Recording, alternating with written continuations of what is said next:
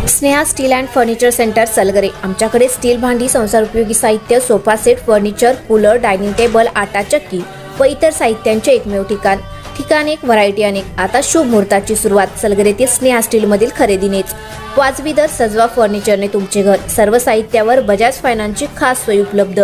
Steel भांड्यांना 5 वर्षे guarantee, तर furniture साहित्यास किडवाळीपासून life time warranty. खात्रीशीर खरेदीसाठी मिरज पूर्व भागातील एकमेव ठिकाण Sneha steel and furniture centre Salgare. आमचा पत्ता रवींद्र वस्त्रनिकेतन शेजारी सलगरे। संपर्क 90 96 25 91 38। प्रत्येक बातमीतील घटनेच्या वास्तविकतेची तुलना थेट पाहत रहा चांगली अपडेट। रेल्वे खाली सापडून तरुण ठार। मिरज तालुक्यातील माधवनगर रेल्वे स्टेशन पासून काही अंतरावर रेल्वे खाली चिरडलेल्या अवस्थेत एका युवकाचा मृतदेह मिळून आला। अमन दीपक आवळे, वय वर्ष 23 असे मृत युवकाचे नाव असून तो माधवनगर रविवार पेठ येथील राहणारा असल्याची माहिती आहे। याची नोंद सांगली ग्रामीण पोलीस ठाण्यात झाली आहे। मृत अमन आवळे हा माधवनगर रविवार पेठ येथील अवचित नगर येथे कुटुंबासोबत राहत होता। तो आजारी असल्याने त्याच्यावरती रुग्णालयात उपचार सुरू होते।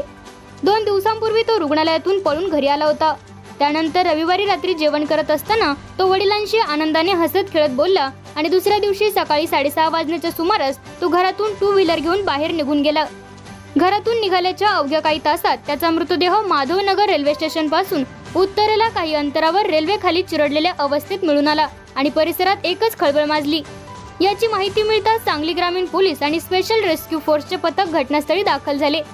अमन याच्या डोक्यावरून रेल्वेचे चाक गेल्याने त्याची ओळख पटत नव्हती। पोलिसांनी त्याचे खिसे तपासले असता त्यांना एक आधार कार्डचे झेरॉक्स मिळून आले, त्यावरून त्याची ओळख पटली। अमन याची ओळख पटताच त्याच्या मृत्यूची माहिती मिळताच नातेवाईकांनी रेल्वे रुळाकडे धाव घेतली। पोलिसांनी पंचनामा करून स्पेशल रेस्क्यू फोर्सच्या मदतीने मृतदेह शवविच्छेदनासाठी सांगली शासकीय रुग्णालयात हलवण्यात आला आहे। ही दुर्दैवी घटना माधवनगरात पसरली असता मयत अमन आवळे यांच्या नातेवाईकांनी सांगली शासकीय रुग्णालयाच्या आवारात एकच गर्दी केली। अमनच्या अशा प्रकारे जाण्याने कुटुंबाने एकच आक्रोश केला। या घटनेची नोंद सांगली ग्रामीण पोलीस ठाण्यात झाली असून अमन आवळे यांनी आपल्या आयुष्याची अखेर केली की त्याचा घातपात झाला याचं रहस्य सध्या गुलदस्त्यात असून पोलीस याचा शोध घेत आहे। मात्र या घटनेने त्याच्या कुटुंबाला मोठा धक्का बसला आहे।